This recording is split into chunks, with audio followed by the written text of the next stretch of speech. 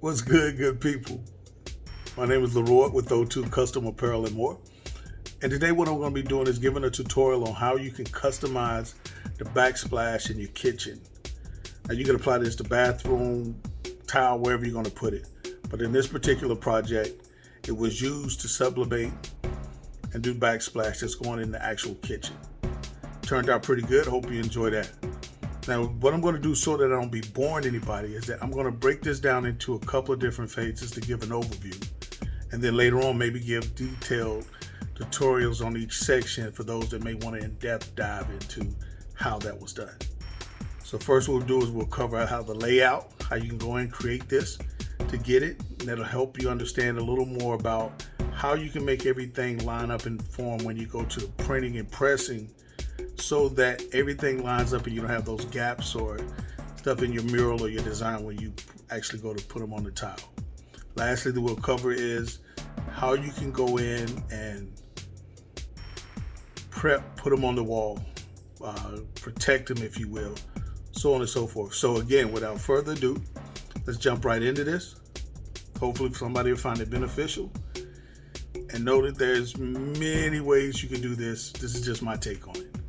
All right, each one teach one. Let's get right into it. No, I'm still here. Okay, so here's my layout. All right.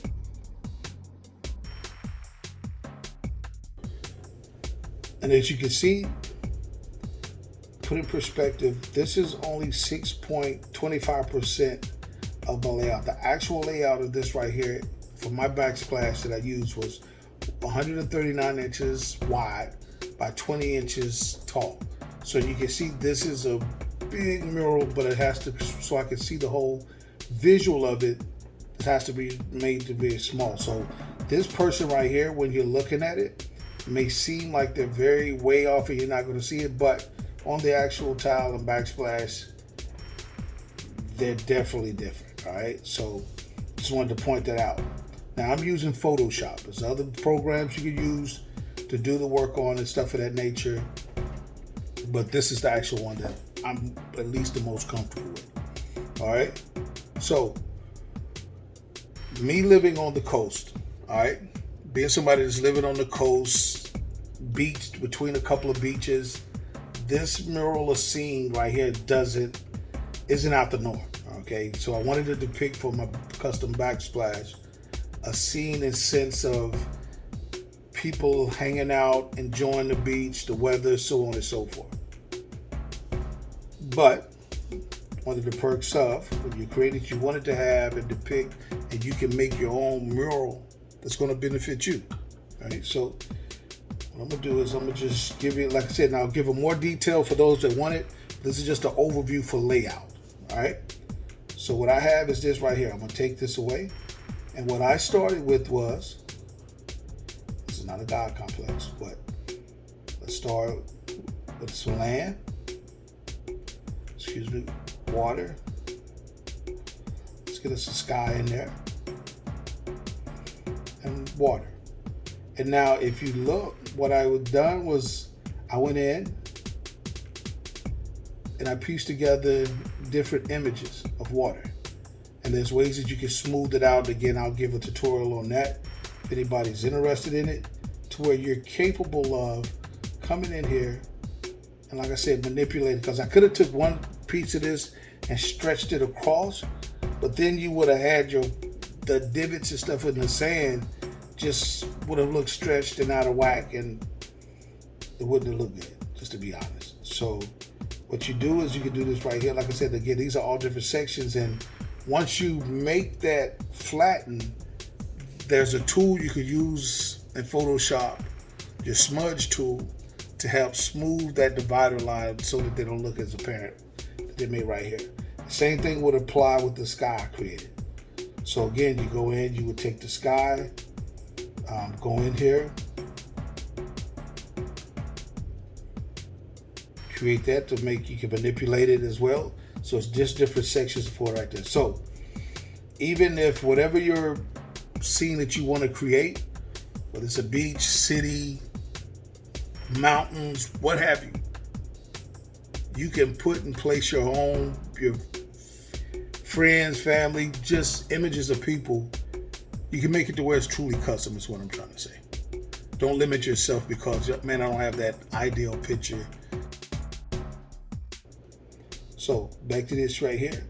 And so what I was able to do is, like say for instance, all the people here, once I had my background, I could go in and decide how and where I wanted to put people. All right, so let me zoom in here a little bit, if you don't mind. Do this here. I'll zoom in on this particular kid right here.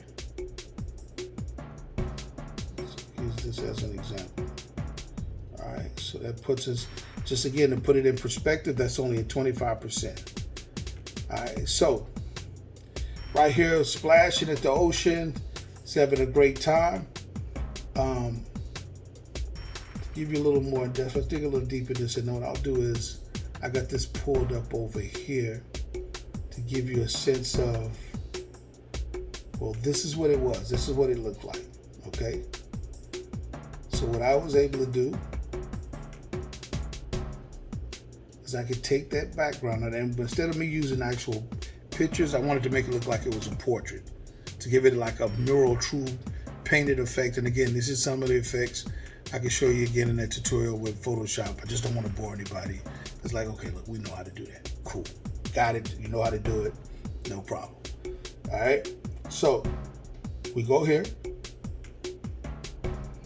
put this in here. So now I can take him from splashing in a little, pool in the backyard of his home to where we can now take him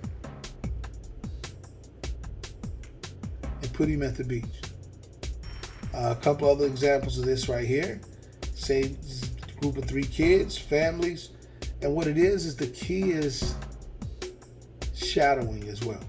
You want to make sure that if you could create a sense of shadowing, like I'll take this right here, from the little kid right here, creating that shadow. That's a shadow effect that I created. And all you do is you can just take something, form it, take some of the opacity out of it, give it wave, wrinkled effect, all of those things, even here as well as here, just throughout anywhere. Just throughout all of these right here, whether it's creating a shadow from this umbrella over this family right here. Let's say once we lay this out, it's perfect. Just ideally what I want. Everybody's in place, shadows in place, so on and so forth. What you would do at this point right there is,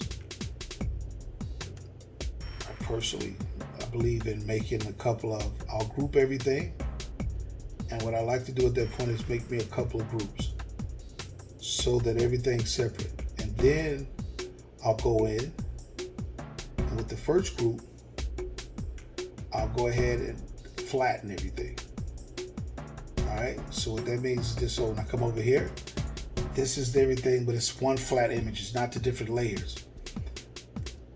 The tile that I particularly used were 8x12. All right, so I knew that's the size of the tile I was going to use. So what I ended up doing is coming in here on my mural.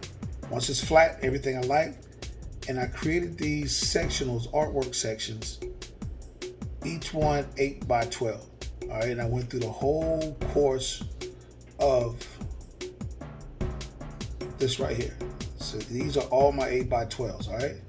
Intricate spots right here. Let me grab this. This section here, for this individual image, will keep him remain nameless. That's my brother. His body is actually in 4 sections, so this was one of the detail sections, really important to get. But just to show you how each of the give an idea of how it's all going to fall on the tile. All right. So what I'll do is just here, with my marquee tool, just line it up with that said section. I'm gonna zoom in just a little bit here.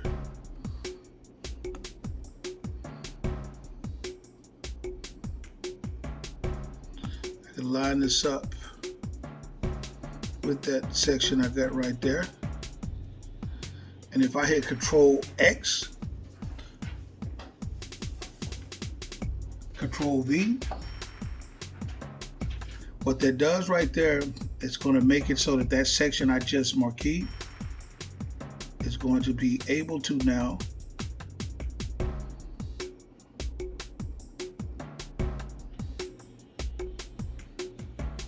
is this piece here.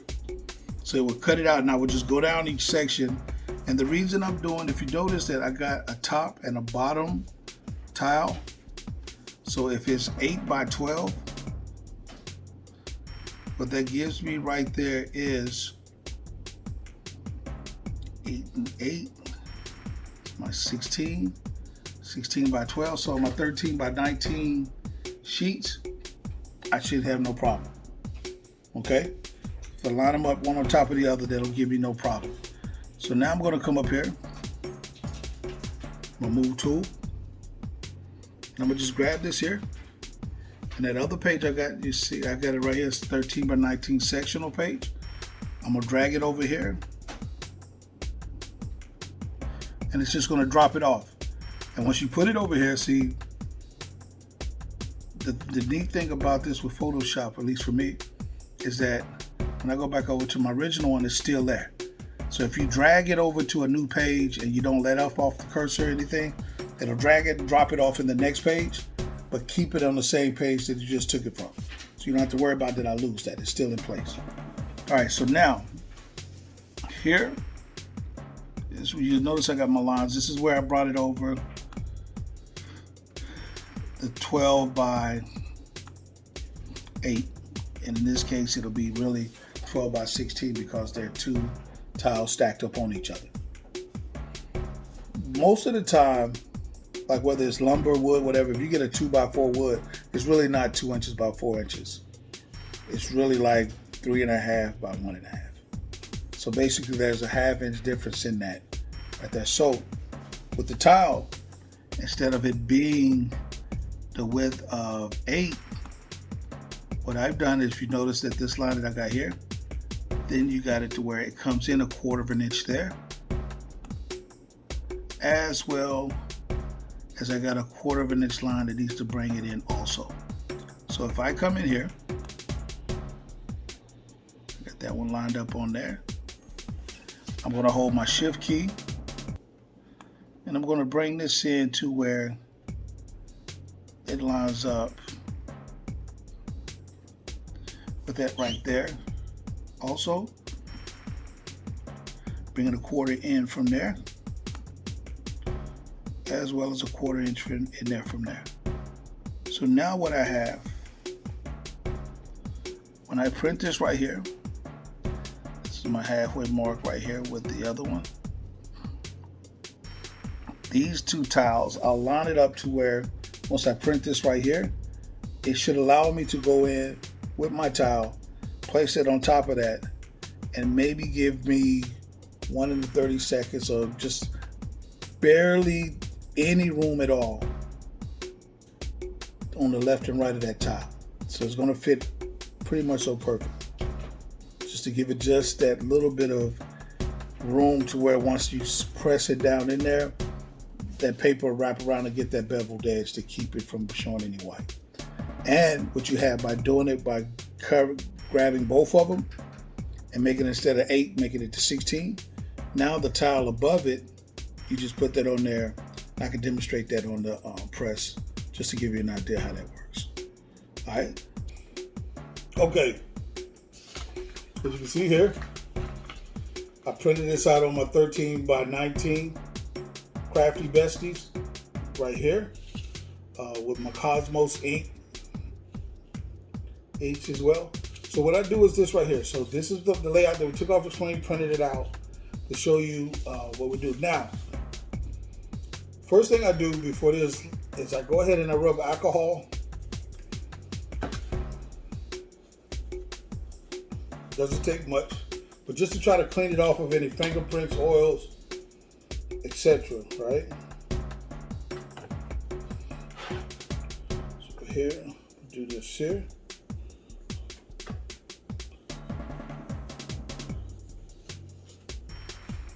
So get it good and clean. It dries pretty quick. I'm gonna turn it on the other side.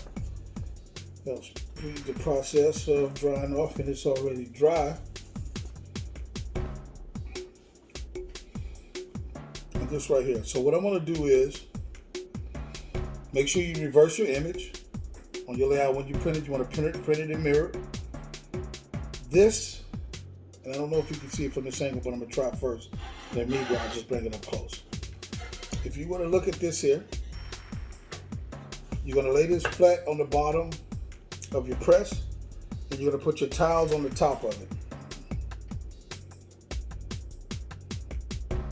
And if you can look, and it's nothing that, and I'll just have to do a close-up of it when I put it on the press for you.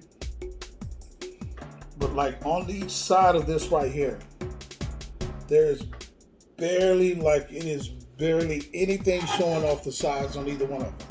And again, this is what I was saying, why by putting them together, they're gonna butt up like this. You just gotta confirm, make sure that the sides are good. And this one it is.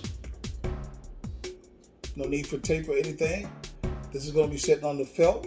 I got that over there, and I'll change my view here in a second. Put it on the felt. Press this, like I said, 400 degrees, 420 seconds.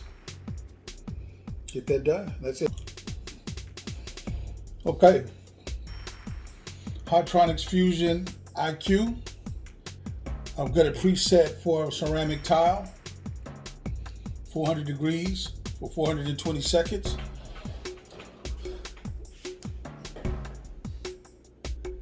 This felt pad right here, it helps absorb some of that, helps allow that to sink down in there. Okay, what I do is slide this over a little bit. Let's come in here. Get this over here a little bit so you can see that now. Put this on there. And what I want to do is place my towel face down on it.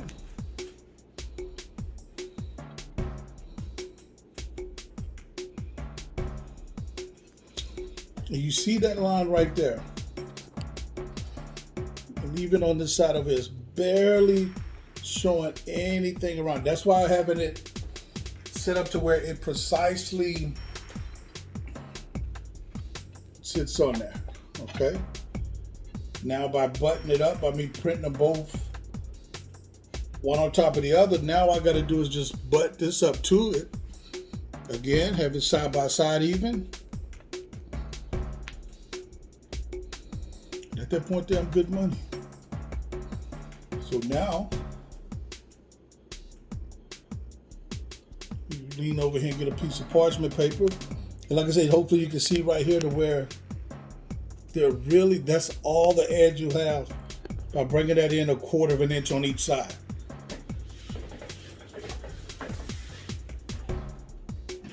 Step over here.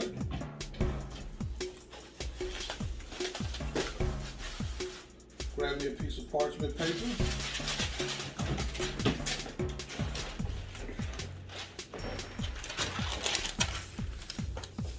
Place that on top.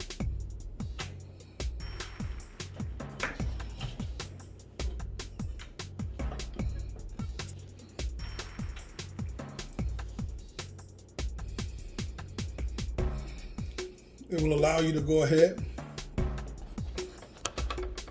See, it'll give a timer when it's 420 or up. It'll beep. They're saying that I got a pressure of 6 on this. Honestly, that's still a little tight, but that's as high as it's gonna go with the felt pad. I could have removed this right here.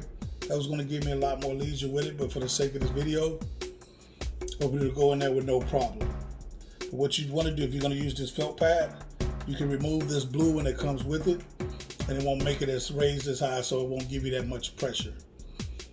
But it's saying low to medium, so at the 6 parameter, I'm still okay with that. So I'm teetering on the edge of a little much. We're gonna hope that it's gonna do all right. All right, 9.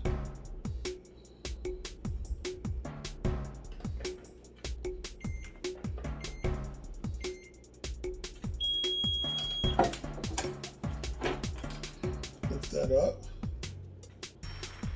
It's just like I said, that parchment paper, like I said, you're gonna get one and done. Let's discard this. We'll pull this out a little bit. So we can maybe take a look at it and see. You can see the heat come off of it. All of it's on there. Boom. Looks good. It's right here. And voila. We have this on here. Like, this is extremely hot. Again, this right here gives it, so even with the next tiles, same concept applies. You would go in, do the same method, and that will butt up, so on and so forth, and just go all the way down through there.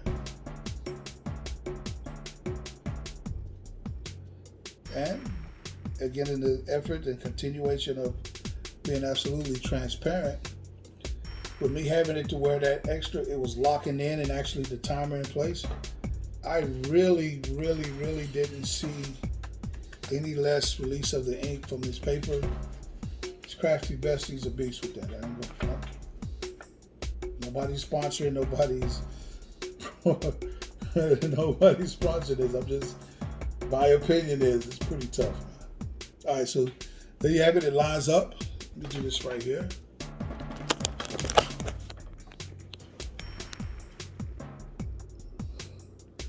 This is how you get pretty much so a seamless image. Yeah, that's banging. So take a look at the paper. What I wanted to show is that, again, at the very bottom, that's all you got that you're not using. Everything else is butted up precisely to where, and this right here is just where you have that bevel in the tile itself. So you're gonna get that regardless. Same thing applies with this here. So you're getting all the release on the ink. There's nothing left on it. There's not a lot of gap where your tile doesn't. It fits, like I said, almost identical to the space of the penny. This is how you can have a mural in place and it looks almost seamless. You see what I'm saying? You just take that few times. Second, patience. If you mess up one or two, you'll just mess up the paper, because once you line up the tile, you'll see that, hey, this isn't giving me what I want. All right? Okay. So at this point, we went from concept, layout, printing it, pressing it, seeing how the end result looks on the tile itself. Now you got a couple of options to where you can mount if you're going to use it as a backsplash. You can use like the concrete settings and stuff of that nature. I personally went with the Krill Pro. It's like an adhesive, already makes white. You come in and it's not as I guess messy. Is the word I would use. And it comes prepared. You just trawl it on there, smooth side. Put your trowel lines in there, place it on there, and work it from there. I'll go ahead and I'll make a video for that right there if you're interested. Just for the sake of, this took a little more in-depth time than I initially thought, but I hope you find it informative. If you have any questions, feel free to reach out to me. Each one teach one. Thank you again for your time. Let's see if we can make something happen. Oh, we did that thing, boy. Nope, it didn't. I'm out.